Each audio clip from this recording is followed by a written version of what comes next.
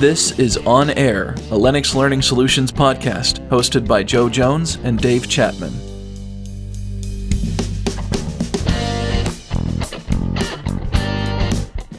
Dave, this is going to be a great episode. I'm so excited. I can't believe you were able to pull these two guys in. Dave, tell the audience who we have with us. Well, we have two rock stars here, Joe, and when you look at all of North America, United States and Canada, you have the two top selling comfort advisors.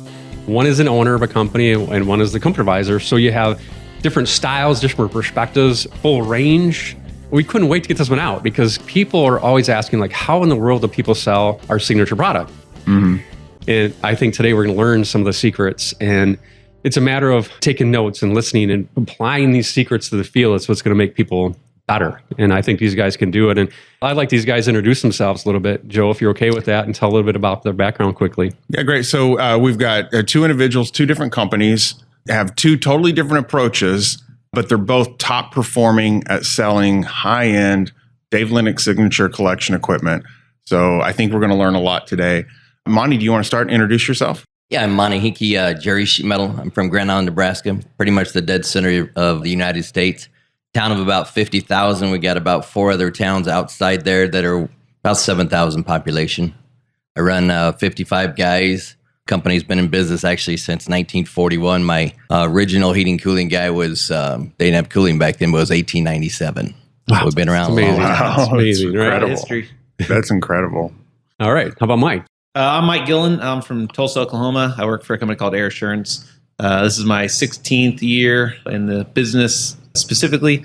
Yeah, it's just exciting to be here. Obviously, hard to get away from work when it's 105. Last 2 days of heat in Tulsa, so difficult to not be there selling, but super excited to be here and chat with you guys. That's a huge commitment for us. And I think we have to really respect that because you all are busy.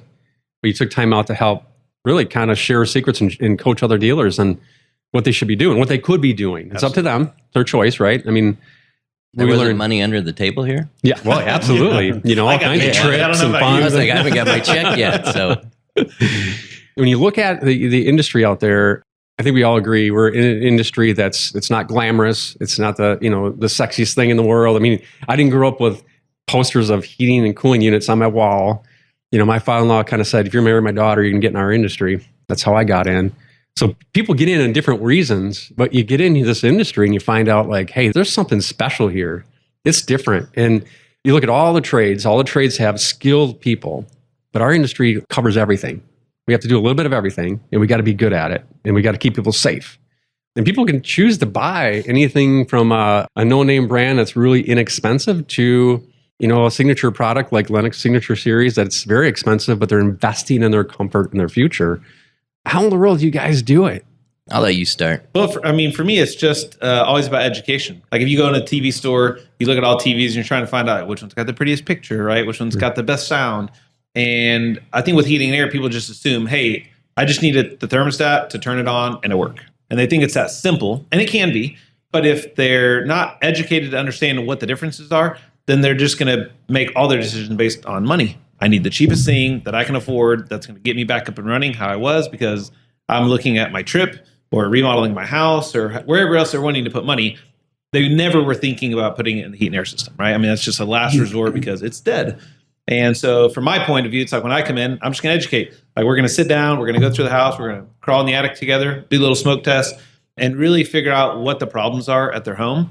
And then once we can identify that, then we can start talking about, well, here's how the systems work and here's what they all do. And if you just want something that turns on and off, here's what this looks like. And if you want to be comfortable like in your car, I mean, you don't drive around in your car turning on and off the AC, right? I mean, Right. Find the temp you like, leave it on. And that's how the variable speed works, right? It's like kind of almost always on. And first, I even tell people, I get phone calls, Mike, my unit, it won't turn off. Like it's running all the time. My electricals will be crazy. And I'm like, no. Like that's what it's supposed to do. Like we want that constant comfort and that constant unit running without it actually pulling a lot of energy. And so once you start explaining it, people are like, oh, well, yeah, I don't want my system on and off. You know what it feels like when it turns off and starts getting a little hot and you're like, oh my gosh, oh, finally it's back on again. Oh, this doesn't do that because it's just going to cruise on cruise control. So for me, everything's about education. And the more people understand what it is that they can buy and how they work, then they have the ability to make their own choice to go, oh, that is something I want. I didn't realize I was even uncomfortable. You get programmed and conditioned. You're used that to it. The Yeah. system is on and off. And yeah, sometimes you're hot and you're warm. But when you get that pointed out to you, you're like, oh, so I cannot feel that way anymore? Okay, yeah. Explain that to me. And so that's kind of my approach. So does this take like 10, 15 minutes? I mean, how long does it take? Most of my appointments, I mean, they're 2 hours long, right? And I'm not talking about equipment for 2 hours. I mean, it's getting to know the customer, right? Really trying to befriend them and understand that I'm really there for them because I know what it feels like to be sold. And I hate that feeling. I had a Kirby vacuum sales guy try and close me, when I was 19 years old. And there's no way I'm going to spend $2,600 on a vacuum, which at first, when someone finds out that a heat and air system's $26,000, right? They feel the same way, right? Like, who's going to spend that much money on a heat and air system when I could spend $5,000 from the guy that just slaps it in and makes a couple $100? When I go through the process, it's like we're spending a lot of time getting to know each other, going through stuff, finding all the problems. And then I probably only actually talk about the equipment itself for maybe 10 minutes. And 10 minutes can feel like a lifetime to somebody who doesn't really understand what you're talking about. Sure. So being able to take the 10 minutes to not dumb it down, but like speak to somebody in a way that they can comprehend. So most everything I talk about with customers related to cars. You change oil in your car because you don't want it to break down, right? You know that how it feels to have cruise control on and how the temperature is. And so you understand miles per gallon. So it's like when I talk about C rating, it's miles per gallon and how it lasts and how the comfort. So it's really, maybe 10 minutes long, but that's enough for the customer to go, oh, I know exactly what I want. Yeah, that's the key though, is you're simplifying it. Yes. So, I mean, you walk into a house and or as an owner, I don't have time to go to every place. So I'll have my techs, I use them as my initial salesman. Give me the square footage. I can go online and do that. Give me pictures of everything. So I can put a number together, email it, and then I call them back and I explain it, and I can stop by their house if I need to. But we only send them 2 items, high-end signature, high-end elite. And so that way you simplify it. When you walk into the house, they're not seeing all this different stuff. I have a company in our town. He spends 2 hours talking about the equipment. They're bored in the first 3 minutes. I used to go to bids with my dad. I was 8, 9, 10 years old. And it was like, hey, we're going to be in and out there. If we can't sell in the first 5 minutes, we're not going to sell it. So that's the way we approach it is I'm going to walk in and say, I'm going to give you the best equipment, the best installers with the best company to back it. And we're known throughout our community. And we should have it sold after those 3 sentences. Why do you pick the top 2 pieces? That's just what you believe in, or why do you pick Why? So 1978, we've been Lennox. And so Lennox was always, their pride was we're the best. And so actually my dad would sit in round tables and stuff when competitive brands come out with really low products and very cheap products. And dad would say, hey, why are we taking a Pulse furnace and comparing it against here? Why wouldn't we just sell the Pulse furnace and not care about these guys? And that's what we do today. We sit in a town, we don't have the other top 2 brands even in our town. We've ran them out of there. So now we go 1 and 2 man shops is who we bid against. And there's 6 warehouses and they can buy about 15 different products. It's simple. I can go, you want the best signature series, or do you want this stuff that's in a warehouse that if they switch brands, you just lost your warranty? It's a simple sell. Security, warranty, so, right? Yeah. And very different. No matter where you are in the United States, you can relate with one of us. I think it's interesting. A few things I'm picking up. I mean, if you were to look at this from, if a business consultant was to come in and look at a typical HVAC small business, they would refer to what you guys do as mixing up or selling up. But a phrase that we've been using in the past couple of years at Lennox is showing them what's possible. To your point, Mike, you made, like, nobody wants to be sold to, no one wants to be mixed up to, so you get higher margins. The economics work out for a business to say, okay, if I can only do 100 jobs a year, if I could do more of those 100 jobs that are higher efficient equipment where I have higher margins, and we know that customers are more satisfied when we put them in. It's the same amount of work, right? It works, but looking at it from the customer's perspective, like, they don't really care about that. That's it. Right. That's They don't care about our business. Right. They don't care about our business. That's our business. But so everyone wants to know, like, how do I mix up? How do I mix up? And what I hear from you guys is, like, you got to change that thinking. Yes, we want to mix up. That's what's in it for us. But what's in it for the customer? And while you both seem to have very different approaches, what you do is you show them what's possible. And Monte, what you seem to do that's different is you show them what's possible, but, like, you don't want to do anything other than the high end. Correct. So what's possible for them is going with the competitor. If you want something cheap, you have that option, Mr. or Mrs. Homeowner. But if you want the best, I'm here for you, and here's your options. That's all you got to say. You want to buy it now and I never see you again? Or do you want me to come back in 10 years and you get to buy the stuff you should have bought the first time? It's a simple sell. I mean, when you're sitting there going, I'm going to spend $12,000 on something cheap, and I got to do it again in 10 years, or I'm going to buy something for $16,000, I'm never going to see you again. Economically, it's pretty simple. That's really cool. Yeah, that's a pretty good line. So Monte, you have a whole team out there doing work and identifying issues with talking with the homeowners, contacting you, and you're supporting them from the office. Well, mainly I just use my service deck. So they're already there and they say, hey, you got a leak in your condenser coil. So I say, give me everything. I don't want them talking to the customers. I don't have them sell the customer. I just want information. So you get me the information, give me enough pictures so I can look at my phone and they say, hey, the water softener is in the way. We're going to have a little money here. And I can do everything without making that trip to that house. And then once I do that, we have kind of a flat rate pricing, and my guy can say, hey, the line sets are going to be tough. The vents are going to be tougher. You add a little money to that number. So we have all the icons on my wife's computer. We can hit a 3-ton whatever, and send it off to them. So they have a quote within 10 to 15 minutes. So they're already, I got a bad condenser. How much is it going to cost? Well, just wait a second. You're going to have an email here in 15 minutes. And then I give them a call and say, now I'll explain to you, and this is what we can do for you. As the summer you've had, like we've had in Nebraska, it's been brutal. I'll go, you know what, in 2-3 hours, I'm going to come set a temporary air conditioner. I'm going to keep you going. In about a month, I'll come put the whole system in for you. Wow. So you're buying yourself time on top of it, which is great, because when you slow down, you can go back and put that thing in. Exactly, which I don't know when that's going to happen this year. It's impressive. We were supposed to be in the slowdown part right now. We're still not in the slowdown part. Do you have like a record number of loaners out there right now? We got a few, yeah. Wow. So last year was worse, which is amazing, but it's been an odd summer, and with the economic changes and stuff, that plays into effect too, and you're sitting there saying, hey, how can I do little things to make them happier, get to sell a temporary air conditioner? Because if it's 103 out and you can say, I'm going to have you cooling in 3 hours, it's sold. Yep. I mean, you've got them, and you've already got an air conditioner there, and they're like, okay, I haven't even given them a price yet. But they're just like, hey, when can you do it? I'm going to get you cooling, but then in 3-4 weeks, we're going to come put the whole system in for you.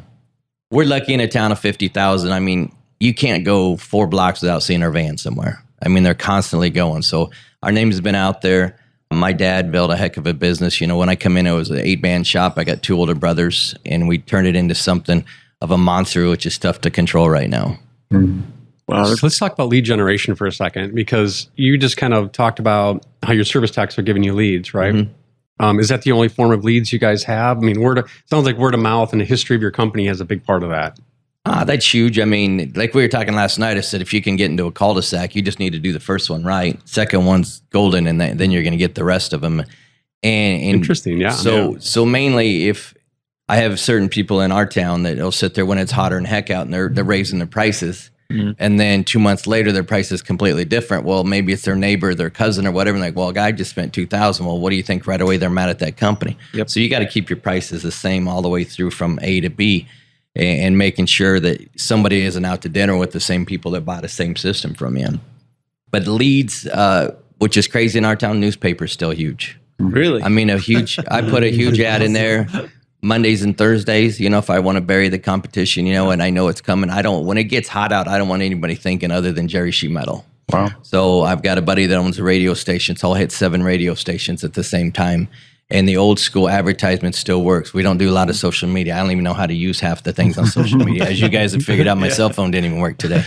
So we did, yeah. Yeah. So I'm sitting there. I don't understand it. Don't care about it. I mean, I've spent money on it. I hired a lady, and I get very little hits. But I mean, it's crazy. I run an ad in the paper. Next day, phone call after phone call after phone call.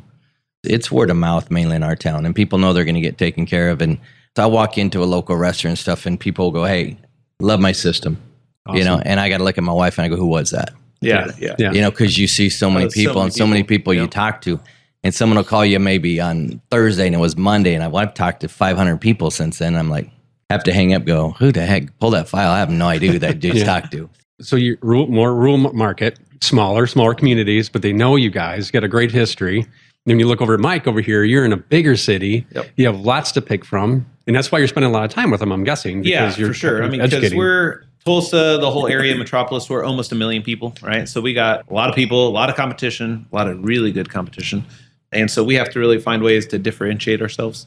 So for me personally, I've found one of 2 things. We used to work at a manufacturing plant when I was a kid, and every day at 11:30, they would play Zig Ziglar on the radio, right? Wow. And that was the guy's way. Like, look, I'm going to make sure, even though you guys are machinists, go to school, I'll help pay for it. Like the owner was always trying to get people to leave his shop to go be better. And so this was part of his way, right? He'd play us all day. And so, it was interesting because it always stuck in my mind. Like, Zig would say you could have everything you want out of life if you can just help enough other people get what they want. That for me is my biggest lead generator. And it's not doing it with the intent to get leads. It just happens. If I'm driving down the road and there's someone with their tire broke, I'll pull over, help change their tire. And of course, we're driving a billboard, right? So then people are taking pictures and be like, man, this air assurance guy's out changing someone's tire, right? And then we got a lead from it. Or, where we have these little bags that we give to the homeless. We have a pretty big homeless community. And so, I take my kids and we go back there and we feed them and we help pick up some of their trash. And so because we're posting about this stuff on social media, everyone is following us like, wow, like your company really cares, right? Because it's one thing to say it, just like we were downstairs, you're talking about integrity and all the signs, and everyone says, oh, we're the best and we promise to care about people. And you can say that, and then you can do it, right? You live so, it. Yeah. Mike Rampey, when I first started, we have a big banner in the back of the office that says integrity, and he lives and dies by that, because at the end of the day, when we pass on someday, the only thing we really are going to have is like the legacy that we left behind. For us, it's like the legacy of love and care, and we can care about people through air conditioning by helping them, and so social media is actually a really big part of ours, but not with like, hey, look at this air conditioner we installed. Hey, look how quiet this system is. And I feel like that's where a lot of social media goes with people selling stuff. And it's like, you just get bored listening to the same car sales guy showing off all the cars, or the same heat and air company being like, oh, we're awesome, And so it's different to connect with the customer on a real level. Like, hey, like, here's what we're doing with our kids to help the community. And here's how, we had a lady, kind of like your Field of Love program, which I love. It's an incredible program. Awesome. We went through and had a lady who basically her husband left. They left in the middle of remodel. And so we were doing the Field of Love program. And so when I went in there, I'm looking around, I'm like, she's living in disarray. She has no countertops. Her hot water tank's leaking. And so instead of just putting in the furnace, I made a bunch of calls. And so we got her free counters. They repainted the house. We came through, got her new flooring. And so like, it was a huge deal, right? And it really changed the lady's life. Like, yeah, the cooling was one thing, but being able to like set your pots and pans on a countertop instead of like setting them on the ground, is a different way, and like now you're really changing someone's life. And so from a community aspect, we're just extremely involved. And that was Mike Rampey and Narissa's thing when I started, like everybody is going to be involved in something. Find a nonprofit that you like and go be part of it. So we do that. So for me, I ended up starting a cycling team. And so we have 85 to 100 people that ride bikes and do triathlons and run. And so that's been our way of marketing because it's something that's fun, we're passionate about, it's a hobby.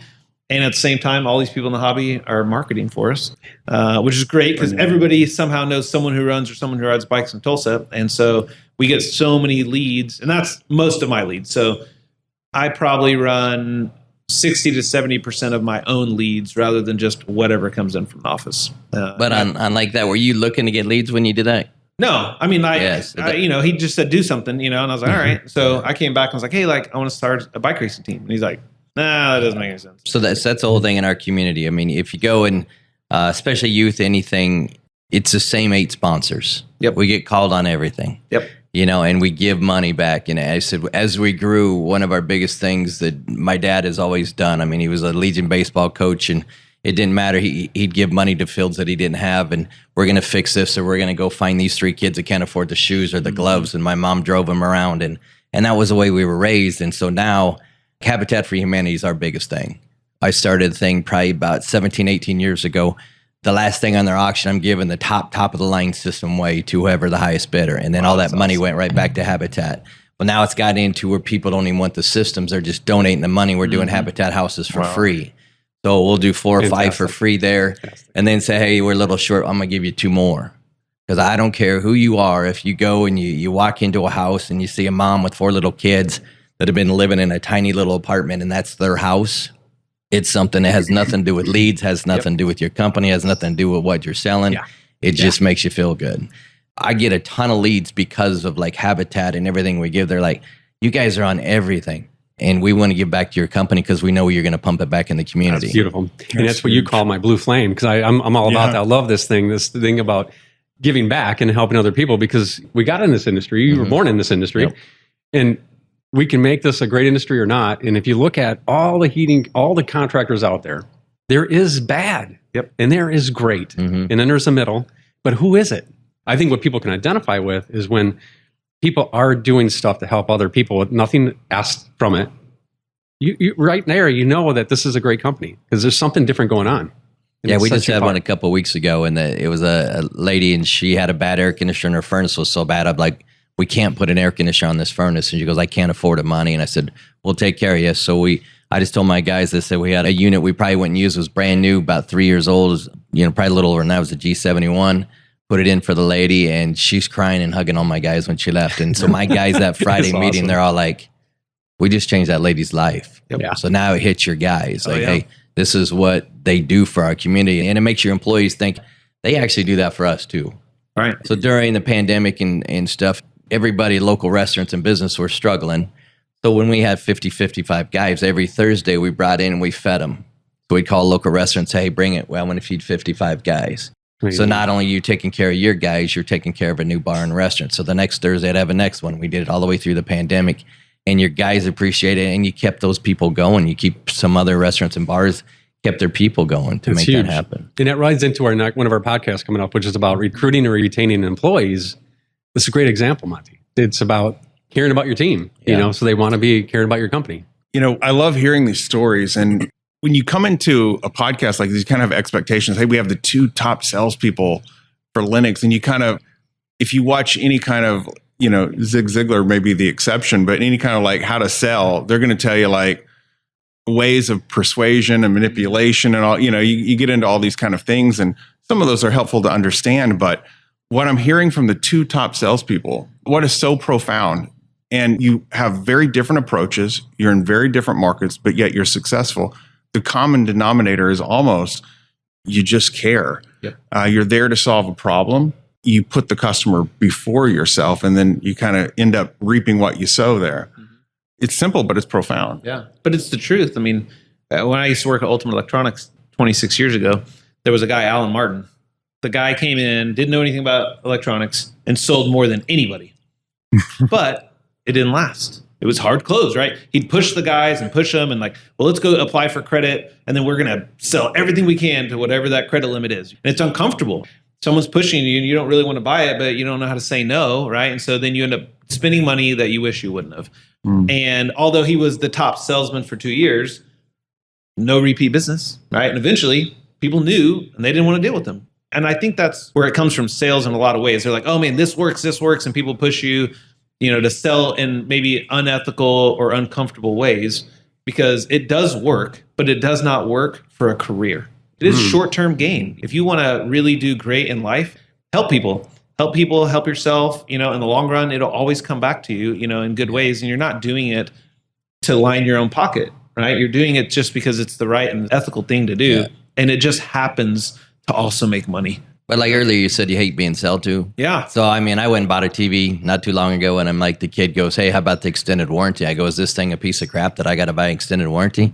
And that's the same thing if you're doing a furnace. If you got to go in there and say, well, here's an extended warranty, I'm not selling you something that's going to last. Yep. And so that's the neat thing with Linux coming out with their new warranty program.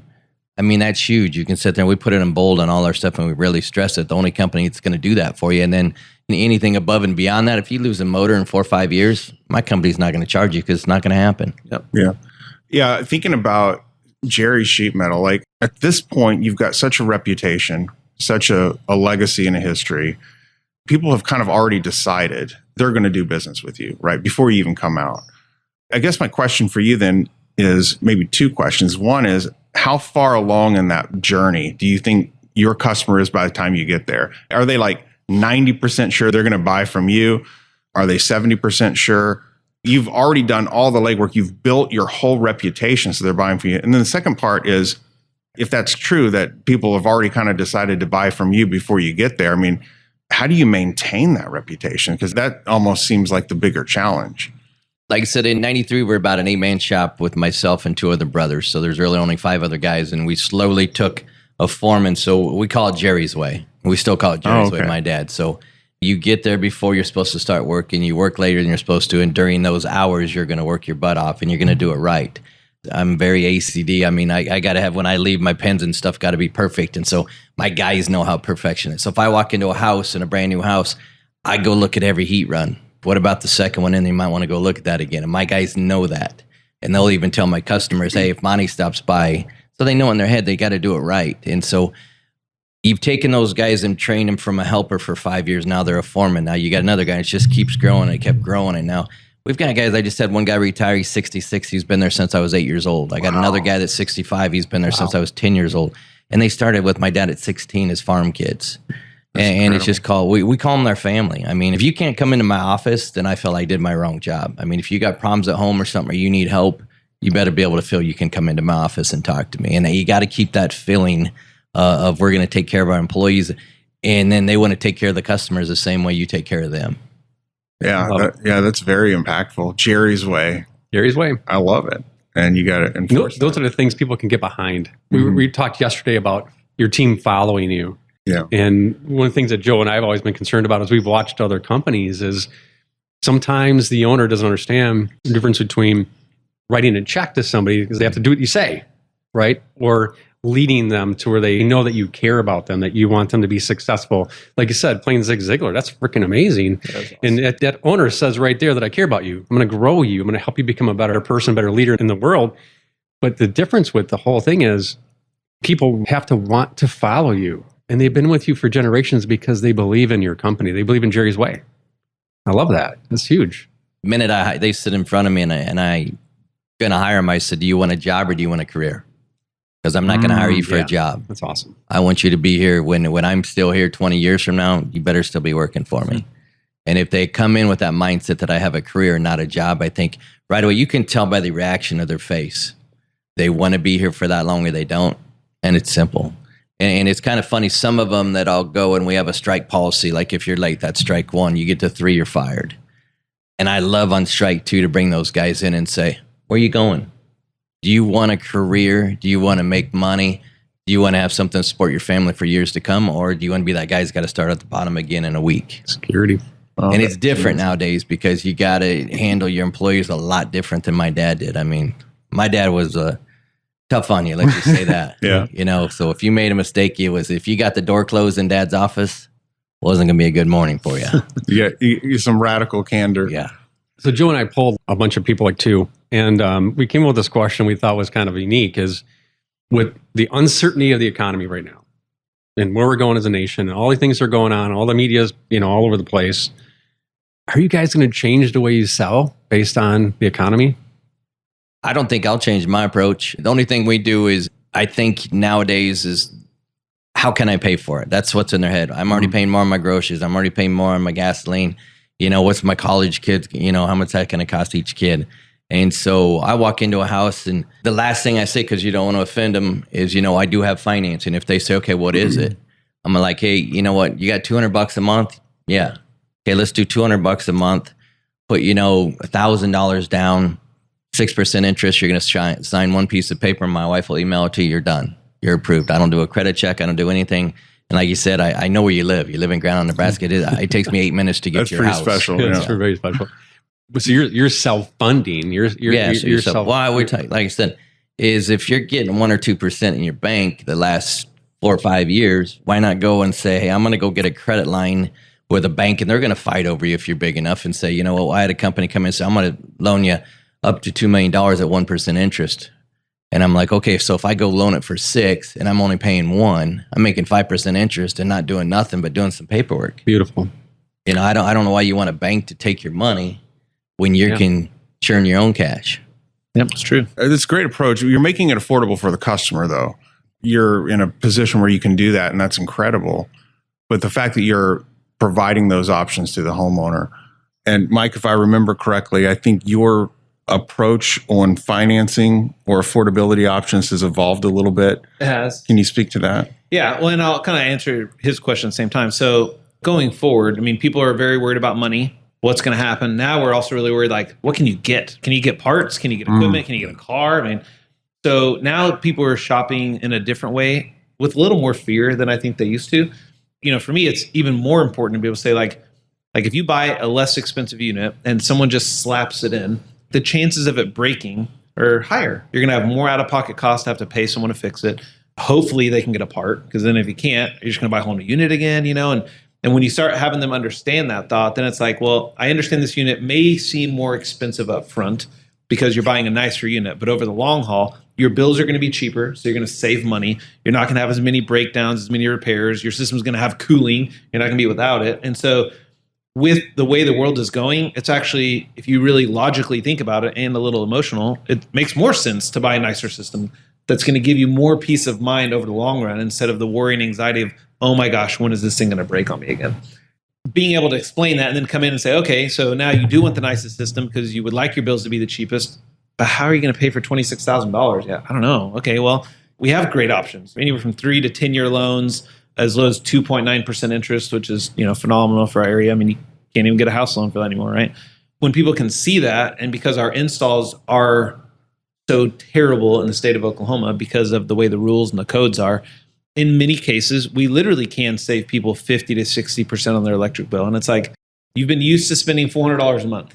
Well, you can get a loan for $200 and we can make your electric bill $170. Like, nothing changes except for you're more comfortable and you're putting money towards a system instead of giving money to PSO, the electric company, and have nothing to show for it, And so once they start looking at that information, it's like, oh yeah, it would make no sense to spend less money on a cheaper system because it would actually cost me more money in the long run. Yeah, thank you for that.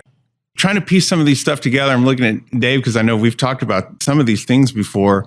Thinking about like sales, somebody asked me once, I think it was one of our new students in one of our TM training classes, and the question kind of comes, what makes a great salesperson? And I kind of think in a word, if I had to narrow it down to one word, and what I'm gathering from you would be confidence. Confidence could mean a few different things. Like it's confidence in, you could call it trust. You show up as a salesperson with confidence, and you're confident, number one, that your company is the best, your solution is the best, and that shows. But then you're also confident in the price. You're confident that this is a great value. And what you just explained is, this is the price, and here's why it makes sense. And it may shock them at first. And what I heard from you, Monte, earlier was, yeah, this is the price. And there's integrity in my price, because if I compromise that integrity just because I'm slower right now, what am I going to tell to your neighbor when I'm busy? So do you guys feel that way too? And I want to plug Mike here because you appeared on another podcast from a buddy of mine, Tall Paul, called Change My Filter. And for anyone who's listening to this podcast that hasn't, if you want to learn more about Mike has an incredible story. And I love that you went in depth with that. I would encourage anyone listening who wants to learn more about Mike to hear that. But would you guys agree that if you had to narrow it down to how important confidence is, I'm assuming there's probably going to be a lot of sales professionals listening to this. You're among the best. What would you say to a salesperson out there that maybe isn't performing as well, or they're having a hard time mixing up, showing customers what's possible? What would be your advice for someone to get the confidence that they need? Being around a lot of sales guys, what I often see is that they sell with their own pocket. They think in their mind, how could I afford $26,000? There's no way I could do that. So then they assume other people feel the same way, right? And so now they're like, okay, what would I do? Well, I would try to save as much money too. And so it's like, how can you sell something that you also don't honestly really believe in that you would do for yourself? But you have to realize that everybody has different motives, and people have the money or have the ability to get the money if they feel like it's important, right? I mean, I see people who live in very poor parts of town driving $90,000 SUVs. You can afford it, right? I mean, they can figure out how they want it if it's important to them. If you can take the time to explain to them and educate them how these things operate and why they operate, I promise you, they will want to do it themselves, right? You don't have to push anybody to it. They'll realize that it's the smart move to be able to save money, to be able to be more comfortable, to fix these issues that they have. And then when you can find out that it's affordable, then it's like, yeah, okay, yeah, I definitely want to do that. Well, I think that's when you talked about, I heard you talk about on the podcast with Tall Paul. You said something last night about it, but your 2 hours you're spending with this homeowner is about educating them. You're doing smoke tests. You're using the system that monitors the air to see the quality of the air for 30 minutes. You're identifying true issues that are a problem to help them understand where putting this money into their system is for their benefit. Yes. For their health benefit. And factual. Everybody can sell you on something. You start walking in. Oh, do you have any hot and cold spots? Well, no. Do you have any allergies? No. You're only asking me questions that I'm going to say yes to so you can sell me something, right? Like and they know that, right? And so their walls are instantly up. So it's like, how can you get on the other side of that wall with them? So for me, facts is it. And that's why we use the machines, because we can pull it up And you can't argue with a graph that shows, hey, you have really high dust. And by the way, like, I noticed you have a bunch of dust over there. Like, do you guys dust all the time? And I hear it all the time. We dust every day and it's always back. Well, do you want to know why? Well, I think it's the dogs. My wife leaves the windows open. We all justify why we think we have the dust. Well, let me show you. See how it's sucking in air from the attic? So you're pulling in fiberglass, you're pulling in all the insulation. So every time your system kicks on, it pulls it back in. And they're like, and you're breathing it in. Oh, yeah, you're breathing it, right? Like, why do you think you have allergy issues? Because your lungs are all inflamed from all the fiberglass. And so, but once they can put it all together, then they see it themselves. And it's not cells. It's just you're fact finding. You're going to go out, you're going to find problems. And when you can help the customer identify it in their mind, then it becomes a different conversation, right? They don't feel sold to. So on that, I'd say that one of the most important things you'd say to a young new salesman is honesty's lost. Yep. I mean, in my town, I've got a company that's out there saying R22 is not available. Oh, I hear it all the time. I just bought pallets of it again. Yep. So I'm just like, they're going to be around forever. And even in that, there's synthetics out there. And that's my most frustrating thing. I'm going in there, I'll walk into a house and I'm saying, do you guys, this guy just sold his bar. This guy's a used car salesman. I've been doing this since I was 8, 9 years old. Do you want to trust this guy that never put a furnace in his life, or do you want to trust me? Mm-hmm. So you gain the trust with them right there. Okay. Now the confidence level is my dad was a baseball coach. And if we didn't play baseball, we didn't eat. It was always the mindset, if you're pitching, you're better than that guy. If you're hitting, you're better than the pitcher. And it was always that belief he put in our head, you're better than the guy across the table. And so, and he said, if they have a different colored uniform, you kick their ass. Yep. And so that's the same mentality I go when I go to sell is, hey, you know what, that guy, I've just followed this guy. I've gone into somewhere, nothing against you, but the guy's been there hour and a half. I'm the 10, 15 minute guy. Well, I got to get to 4 more. So I'll call him and say, do you want me just to come in for 10 minutes while that guy's there? I'll sell it right in front of my competitor and I'll outsell him right there. So awesome. So I had one not too long ago. It's a little lake outside of town. People just moved here from Kansas. 8-year-old carrier system, nothing wrong with it. He's up there selling. I'm down in the basement listening to the BS he's giving him. I walk upstairs. I said, you guys, I said, call me in 10 years. You don't need a new system. Tell him to leave your house. Yep. I said, I'll take care of you. And if you want more explanation, give me a call later. But it's just that honesty. And right there, that people are like, well, this guy is trying to just sell you like you're at Sears. Instead of being honest with you and say, you don't need a system right now. I mean, I'd love to sell a system every day, but I walk in a lot and say, you don't need one. Call me in about 5-10 years and I'll sell you one then. Exactly what you said. That's something that we talk about a lot in the office because there's 2 companies in town that's their go-to thing, right? Like I'll come out and I'm like, so first question, why are you want to buy a new system? Oh man, I had my guys come out, they clean the system every year. And this year they said that can't get R22 anymore. My system's obsolete and I need to replace it. And I was like, does it work? Oh yeah, it works great. I'm like, I'm not trying to make anyone look bad. I'm just letting you know, like there's plenty of R22. Now it may be expensive, but you can get it. I'm like, there's no reason to buy anything out of fear because that's what it seems like you're trying to buy one is because they're telling you, they can't fix this anymore. And they're like, oh, well, yeah, they definitely made it sound. And that's kind of that's how they get leads, right? Is fear-based leads. So I'll come into customers' houses just like that and come through and I'm like, well, you can go ahead and fix it. Or as I'm explaining things like, here's all the problem with your ductwork, I would not fix it now. And they're like, why not? Oh, I don't want to breathe this bad air anymore. And I was like, no, I understand. But if I come through and I seal all the ducts and I add some returns and fix the plenums and stuff, I said, I'm going to do that today. I said, which is great for our business. We make a little bit of money and I made a sale. And then 2 years from now, when your system dies, I'm going to rip apart everything you just paid me to do.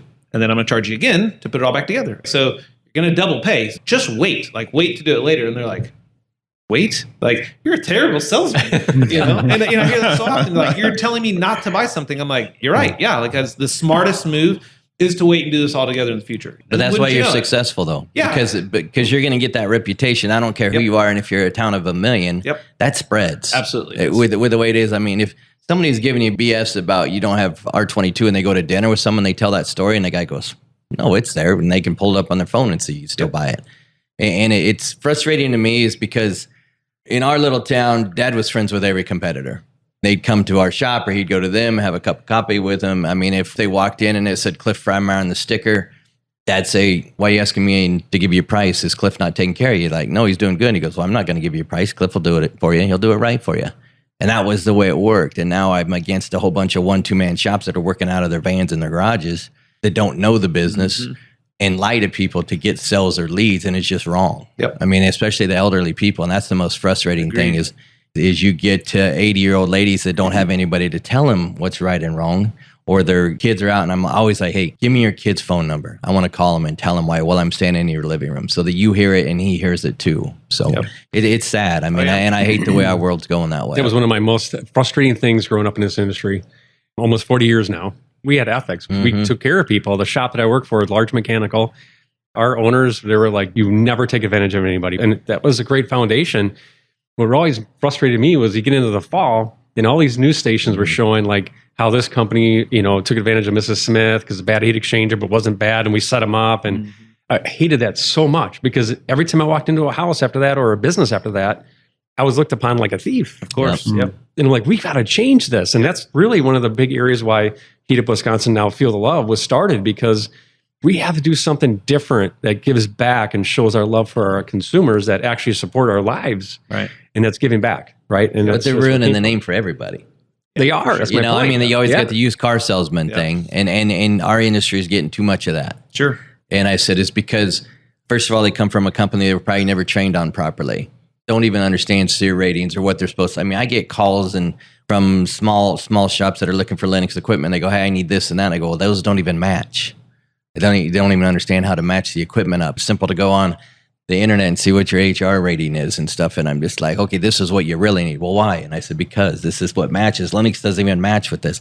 And so now you've got even any type of dealer. And I think the lack of training, the lack of knowledge, I've had guys leave me. The longest one company that's lasted is 4 months. And I'll sit right there and say, I'm going to bury you. Or if you do this, this is what's going to happen. And you guys don't even know how to size ductwork. So how are you going to own your own business? Yep. And that's happening all over the country though right now. And the problem is you got so many warehouses that will sell to them. That's the only way we can stop it.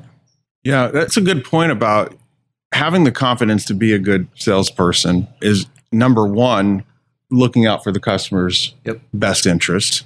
And you talk about training, like knowing your product, know how it matches up. And just an observation here where I'm sitting next to one of the best HVAC salesperson in the country. And here we are, it's hot out, and you're taking time today to go tour PD&R and educate yourself more about a product you obviously know a lot about. You sell a lot. So how important is it for you with things changing? Refrigerant is changing. Obviously, there's people, maybe some do it out of malice or some out of ignorance, but they've got false information about refrigerant right now. How much time do you invest and how do you stay on top of things? And what do you do to invest in yourself that you always show up in your best version of yourself every day? Well, when I first started, Mike Rampey, the owner of our company, he would say it every day. He's like, Mike, every day you need to read something about the industry. Constantly learn. He's like, it's always changing. And so I'm watching podcasts, I'm listening podcasts, watching videos, reading just information that I can, reading the competitor stuff, right? Because if the customer starts asking me a question, hey, does your unit do this? Because Trains does that. And it's like, well, actually, theirs doesn't. We would talk about that a lot in the past. Oh, but they have a 2-stage compressor too. And I'm like, well, actually, they have 2 compressors. It's not 2-stage. If one fails, then you're actually replacing 2 compressors, twice the cost. And you start explaining that to them. They're like, oh, what? Gosh, I don't want to have to replace 2 compressors. If you have a 2-stage system, the system speeds up and down. Instead of when you have 2 individual compressors, they're both still running at 100%. So you're still taxing the 2.5-ton compressor instead of the 5-ton compressor, which is still running at full speed and causing more wear and tear than a 2-stage compressor would. When you can understand those things and explain that to a customer, they're like, wow, this guy really knows what he's talking about, right? I'm not just going to be the Best Buy guy, right? So when we worked at Ultimate Electronics, we knew everything. We were trained every week, just like Monte says on Fridays when they do their training. Every week we were doing product knowledge. So when someone came into Ultimate, we'd be able to explain all this stuff and how they work. And then you go to Best Buy, and what's the kid do? He reads the sticker on the box. You can do that yourself. And you can do that now. Most customers are very educated. They watch the videos on YouTube. They read up on websites. They're learning stuff.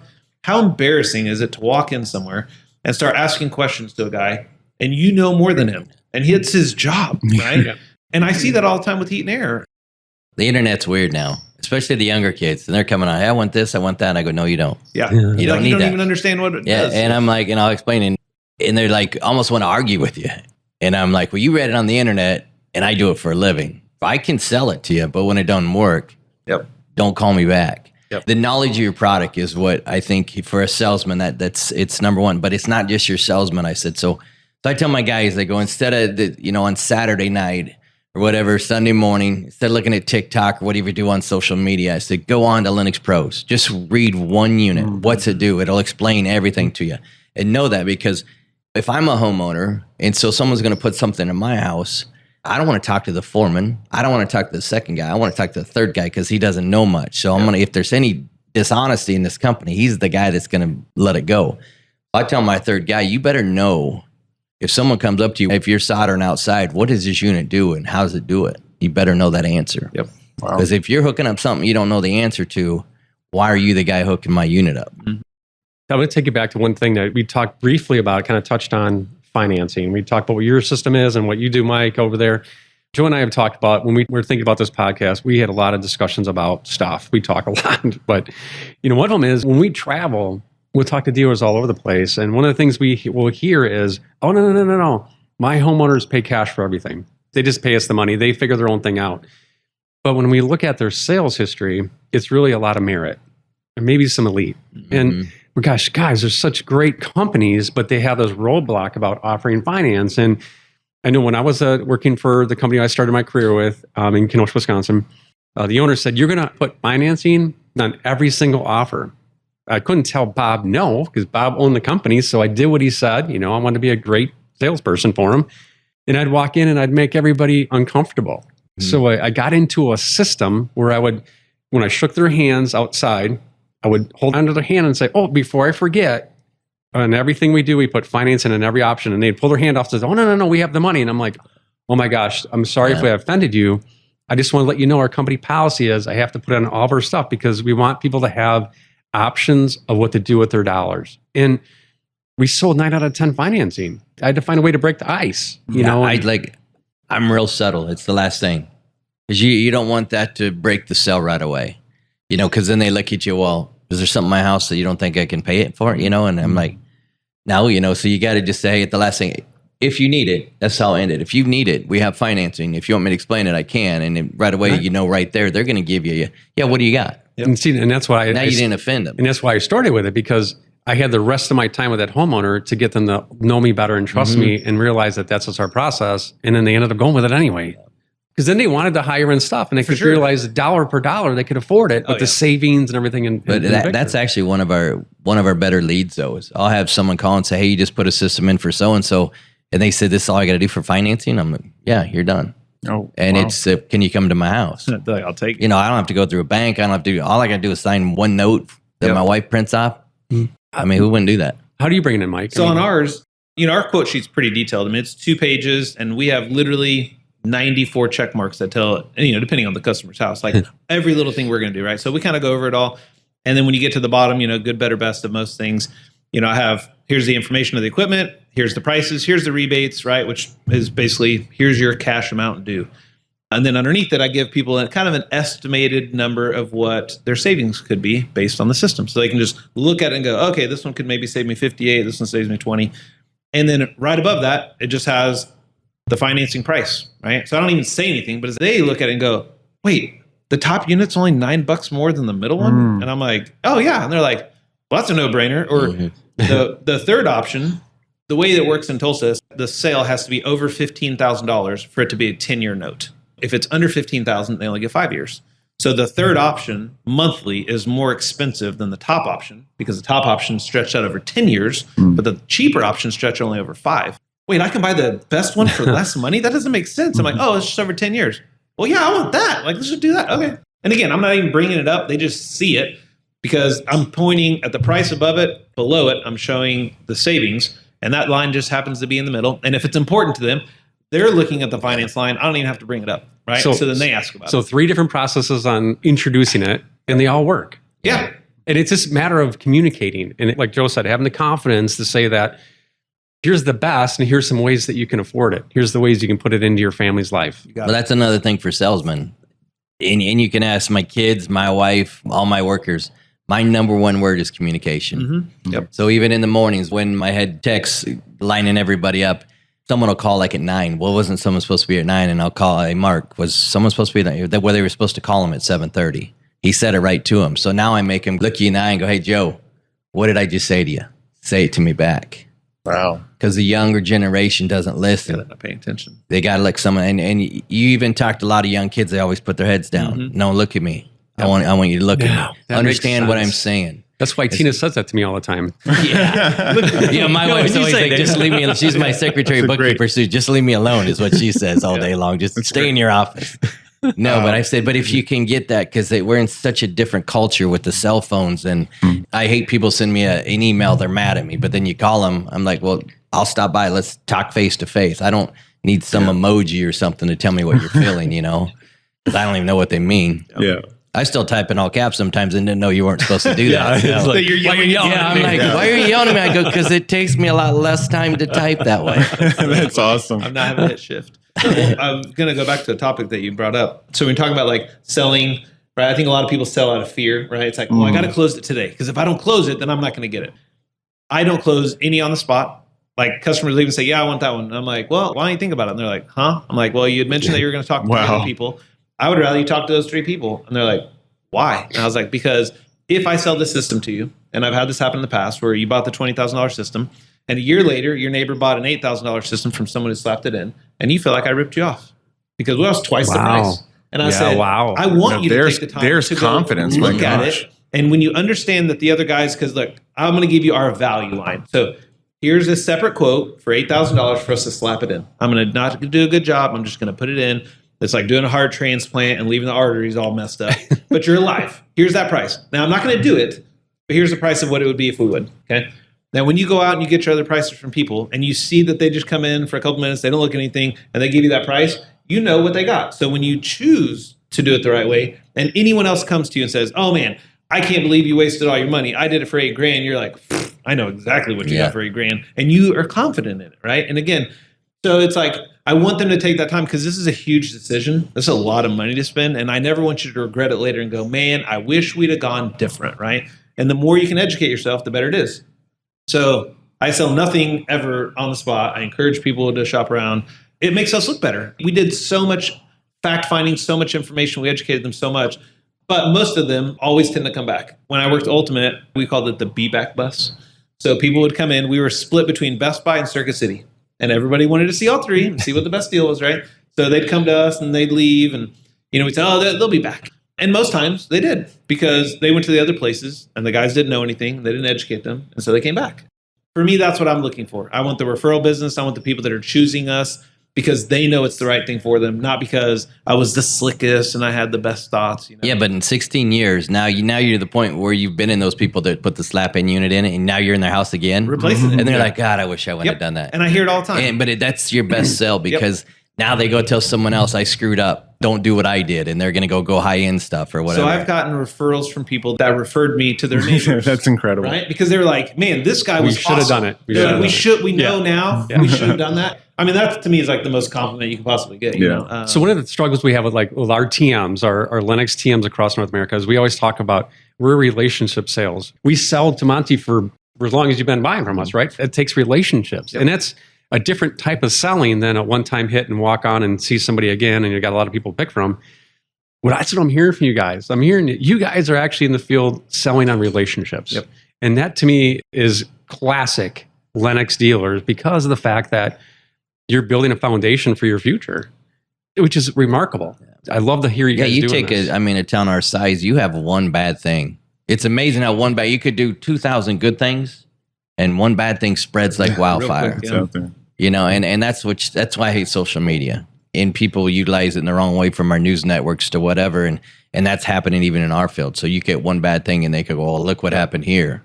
And then people jump on that. Oh, me too. Yeah. So I'll just tell them, hey, you want to come see a book? I send out a review sheet after every change on it. It's all by hand because I got a lot of elderly people who don't even have computers. And so they can fill it out. We send an envelope so they can just stamp it, send it right back to us.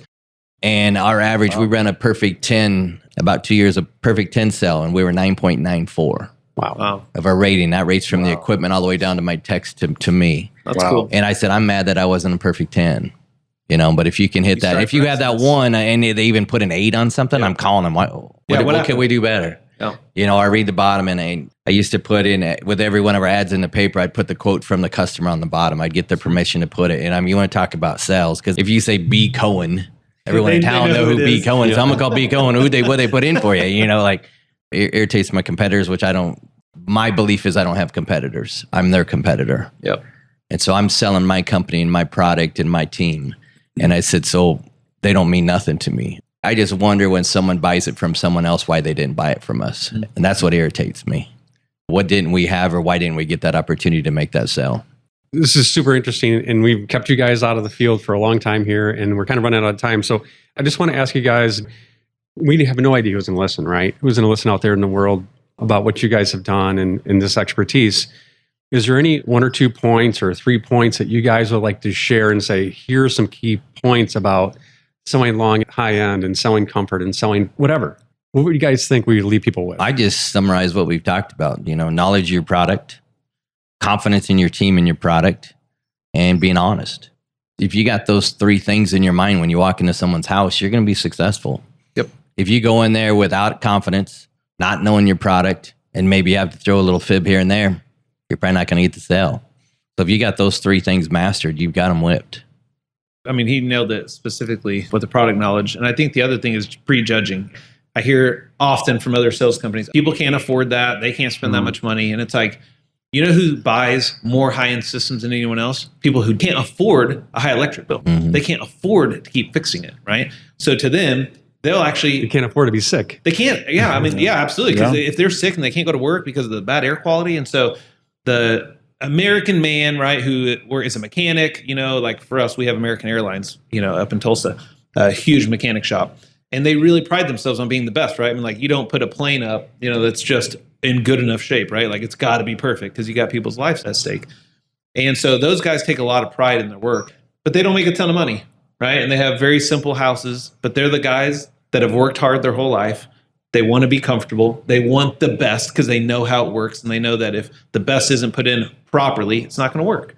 And so taking the time to explain to those guys really how it works and how we do things and how over the long haul it's going to save the money, they will put money up front or they'll get loans or they'll do whatever's needed to make sure that they're going to be able to buy the best thing possible that isn't going to break on them.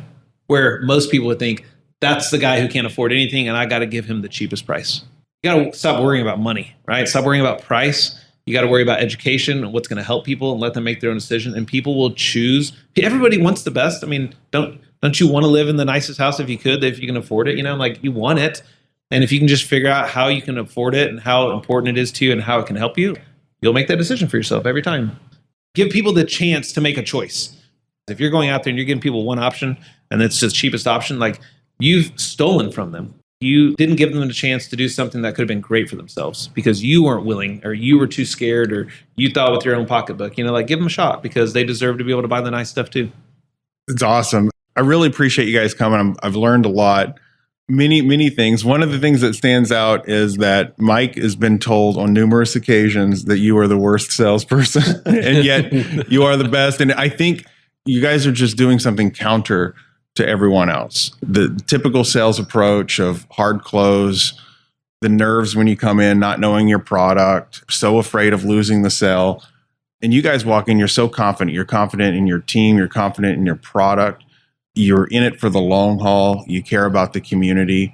You want to do what's right for them. And you're so confident, you'll be like, no, don't make a decision today. I mean, that to me, I was like, that goes against everything I was ever taught. Always be closing, always be closing. And you're like, no, think about it for a day. And you're so confident in your price that it's just incredible. And you're showing them what's possible. So this has been very insightful. And I have a feeling a lot of people are going to get a lot of value out of this. So thank you so much. Yeah, absolutely. I just like to add one more thing in there. And then what I've learned from y'all is nothing is new science. It's just like the right things to do. And it's a choice. You guys have made a choice. And if you look at the history of Lennox, from Dave Lennox solving a problem of people dying from the air quality, from burning coal in their homes, leaking all over the place and people dying, and he solves a problem and starts the first sealed furnace, right? I mean, you guys are still solving problems every single day. But what really resonates with me is when you think about the choices you guys have made to sell high end, you guys are what makes Lennox a great brand. A great brand is made by our great dealers doing the right things in the field. I think that's why we cherry pick so hard to get the right guys selling our brand, be premier dealers, investing in our CAP program, and all the things that we do. You guys make Lennox great. We can't thank you enough. I appreciate that. Yeah. I love what you guys do. You guys are unique, right? I mean, you guys are innovators. Like I tell people all the time, like Linux is the Apple of the world. They're coming up with the latest greatest. Everyone's always following suit. That gives me pride, and it's easier to be able to sell something when I know it's the best. If I had to sell a competitor, it would be really difficult to be like, oh no, we're good. Well, I know there's better, but it goes we're along good. with the fact that we're a human-made product. Yep. We're a machine. We have failures, but it's on how we handle those failures. Mhm. Are we taking care of the homeowner? Are we taking care of you all? We have to do the right things, and our company is based on our core values, does that every single day, day in and day out. We're not perfect. We're human. But we do everything we can to fix it right and do the right things. Yep, I agree. Thank you, guys. This Yeah. has been Thank you very much. fantastic. It's been great. Thank you. The On Air podcast is a production of Lennox Learning Solutions. Mixing and editing by Garrett Hicks. Music by Chad Mathern.